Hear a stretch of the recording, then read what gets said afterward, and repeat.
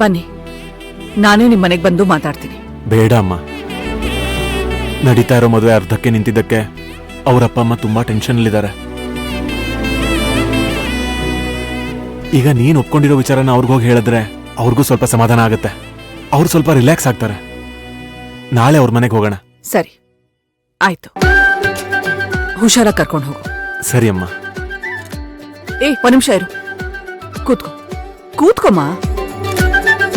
ಸುನಂದ, ಅರ್ಶನ ಕುಂಕುಮ ತಗೊಂಡ್ ಬಾರಮ್ಮ.